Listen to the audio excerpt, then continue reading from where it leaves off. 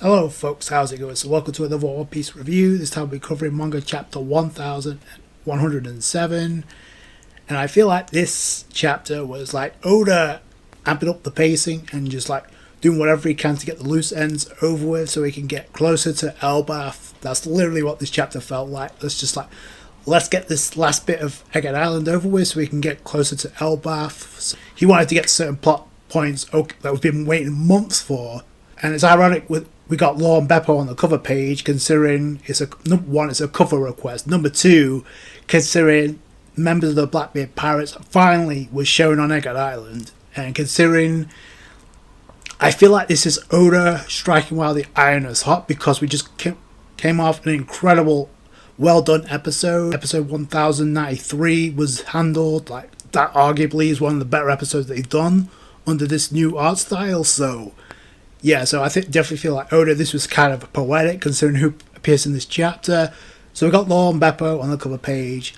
Law's sleeping, and you know this is a cover request because Law is wearing his hat, and the last time we saw those two retreating from the Blackbeard Pirates, Law left his hat behind along with members of the Heart Pirates, which, by the way, he did want to go back and rescue. So I feel like we're going to have to go back to that plot point at some stage, maybe before we arrive on Elbaf. Who knows? Maybe Law will show up on Elbaf. I have no idea. You got Beppo 7T, and you got the bottle of vodka there, along with the snow leopard that sleep alongside Law. Is it a coincidence that Oda last chapter had a cover story involving Robin, and in this chapter we had a cover story involving Law? Is that Oda hinted at something or trying to tell us something? I hope so. But I digress, and we go into the chapter, and immediately, speaking of Elbaf, we got Dory and Broggy leading the charge. I also find it interesting Oda kind of reminds us of the co-captains of the giant warrior pirates. So that's pretty cool. They're leading the charge. They go in to attack the warships. They're about to release the Buster Call. I guess that's not happening. They immediately cut to Usopp, Nami, Chopper, and Edison. Usopp is the one that spots them. So, like I said, Oda wasted no time. Usopp starts tearing up. Well, first off, he's freaking out, then he tears up because of the nostalgia. And Nami says she can see Omio and Kashi too, considering they helped them back in his lobby. And then she also mentions, I bet they went to the little garden to pick up their leaders. So that was actually pretty cool. They kind of pointing that out. So Usopp was freaking out because he's thinking he may not see them in Elbaf. And I don't know why Oda decided to give us like a history lesson on them bumping into Dory and Broggy back in the little garden, but either way, it's kind of important to remind us that Usopp and Luffy definitely have a connection with, but they come to realize they probably heard the news about what was going on Egghead Island. And the funny thing is, it was literally mentioned at the beginning of the last chapter, chapter 1106, where at the beginning of that chapter, we literally see the giants talking about the newspapers. Oh, it's just like the newspapers said. So they already knew what was going down. So that's pretty much accurate at this point. And we see the Sunny with Lilf and Brook on board. And they're obviously making the gag about the situation because they're not able to control themselves being on ice. But then Lilf actually takes the conversation and she's about to say something, but it cuts away, so we don't get to find out what she says. But I'm gonna lean a guess here that it's probably something to do with finding the way to get them to control this Sunny. So maybe Usopp, Nami, and Chopper, along with Edison, are gonna be the first to like board the Sunny, because I definitely feel this is gonna be the plan to like gather the Straw Hats, and the final crew members they're gonna gather are pretty much Sanji and Luffy at this point. Like we see Jinbei looking for Zoro and we finally get to see a glimpse of the clash between Zoro and Lucci. It's still going on. Lucci's still in his awakened hybrid form. Zoro is still fending him off with no band. By the way, he's not wearing a bandana and he's only using two swords. And I'll bring that up in a minute. While exchanging blows, they're also exchanging trash talk as well.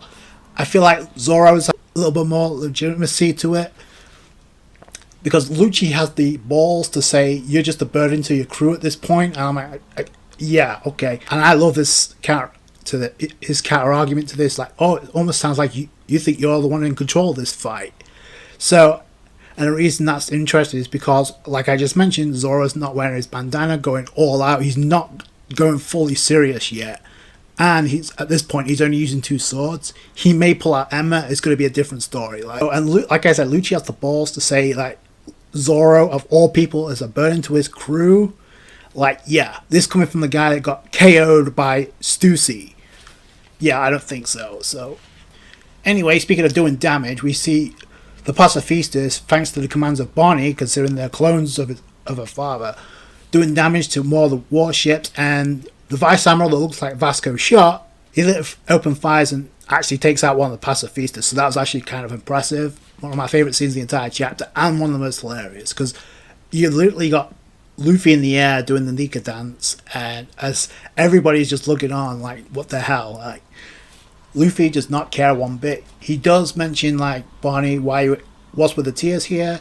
And Bonnie's response is like, of course I'll be crying because I've been looking for you, not knowing you were Nika all this time. And then Luffy, and I thought this is kind of interesting too, he kind of questions the attack that Bonnie tried to use on Saturn that didn't work. Well, Saturn managed to neutralize it, so, and nullify the effects. Either way, Bonnie's like, yo, if it's such a weak, flimsy punch, why don't you show me how it's done? Luffy goes in to charge the attack, and then automatically Saturn comes in with this glare attack. We still don't know what kind of technique that is. It nails Luffy, but immediately he tanks it and responds, you gotta pay for that. So he counter attacks with Booming Dawn Gatling, which is a Gatling in Gear 5th with armament haki. You clearly see it clear as day. And it connects on Saturn. He's spitting up blood, smashing into the ground. While this is going on, you also have a split panel. We have 3 panels of Bonnie, Kuma, and Vegapunk all looking in the air. So this is our third physical interaction between Saturn and Luffy. Then Bonnie and Frankie trying to coach Vegapunk or Stella. They need to get out of here, but Vegapunk's like, if I try to move, I'll die. And again, this is Oda doing his damnedest to make it seem like Vegapunk is on death's door, but there's so many question marks when it comes to Vegapunk. So then Kizaru trying to open fire while Bonnie and Vegapunk are distracted. He has his eyes closed, which makes it seem like he has regret, which is too little too late in my opinion. But this by far was the best moment in the entire chapter. So Kizaru is about to fire at Bonnie and Vegapunk. Sanji jumps in, kicks and deflects that attack like it's nothing, like a boss. That blew me away, and it obviously blew Kizaru away, because his reaction is, you don't see that very often. That is not a troll expression, and that's not a counter attack from Luffy. That's like Sanji, and Sanji's response is like, light doesn't hold a candle to love, and it looks like they're about to square off, because if that's the case, then sign me up.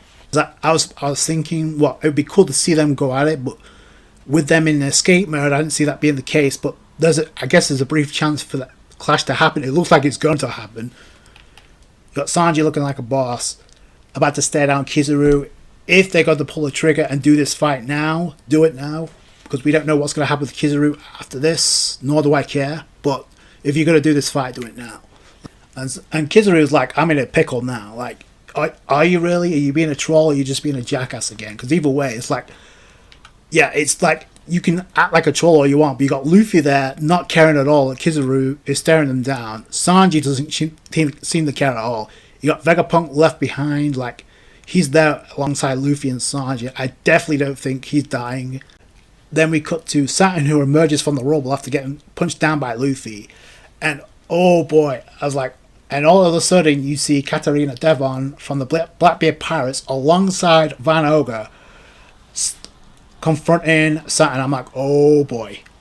At first, it seemed like, are they going to try and kill him and take his devil fruit? Because that's what it seemed like. I was like, what business do you have here?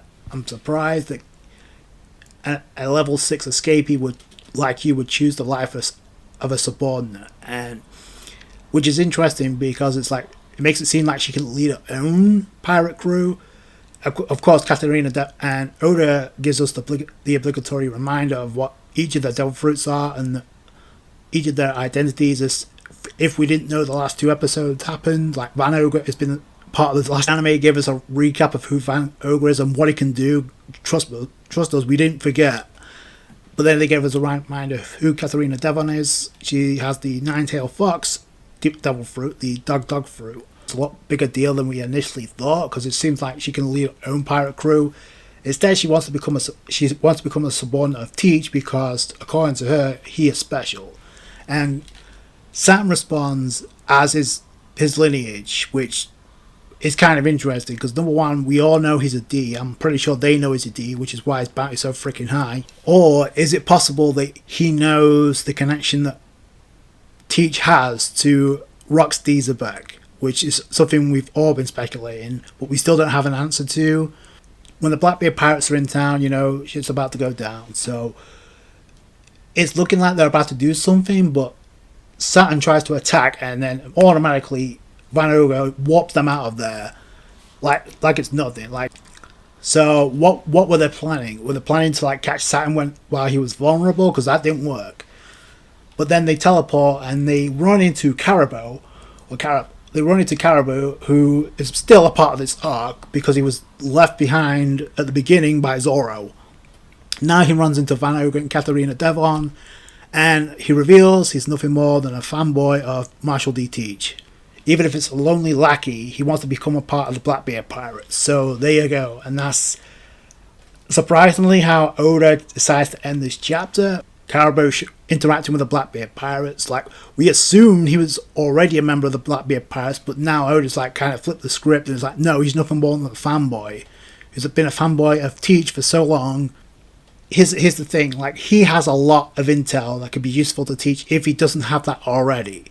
So he already knows about the ancient weapon Poseidon being Shirahoshi. He overheard that conversation between King Neptune and Robin. He also overheard the conversation on Wano involving Robin, and when they were talking about the ancient weapon Pluton being in Wano, he overheard that conversation as well. So I feel like that's going to be very crucial to Teach. Like I said, Oda seemed to be in rush mode and is trying to speed run the rest of Egghead Island so he can start building, if he hasn't already, to Elbaf. But there's certain things and I wonder if plans have changed, because with the Giants with Oda bringing Elbaf to Egghead Island instead of the Straw Hats going to Elbaf, which is initially what everybody thought was going to happen, Oda decided to change that, and I wonder if it's because he literally spelled it out in plain English without actually mentioning it. There's certain instances, in chapter 1066, Oda made it clear we were going to Elbaf pretty soon. Then when the whole conversation between Vegapunk and Nami happened about Nami's blog post pointing in the direction of Elbaf anyway, that made it abundantly obvious that's where we're going next anyhow. So I wonder if Oda is having regrets because he made it so obvious. Now he's trying to do everything.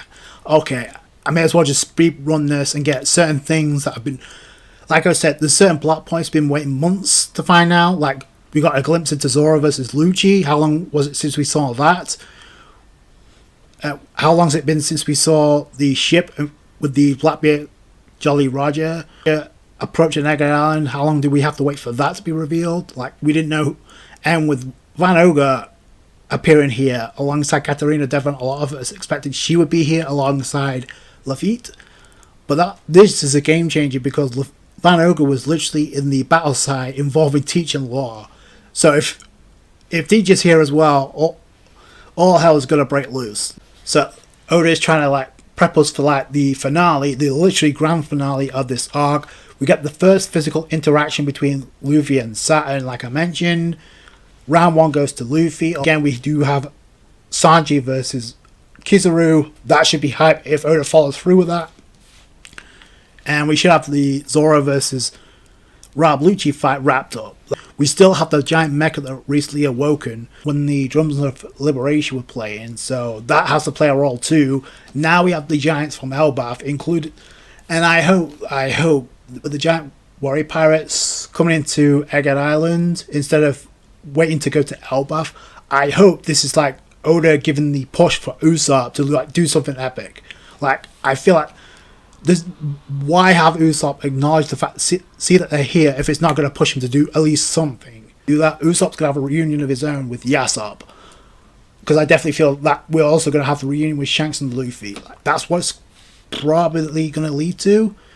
I thought it was a great chapter.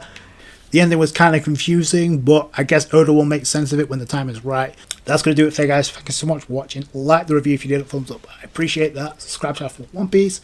Catch you guys later. Thanks, guys. Bye.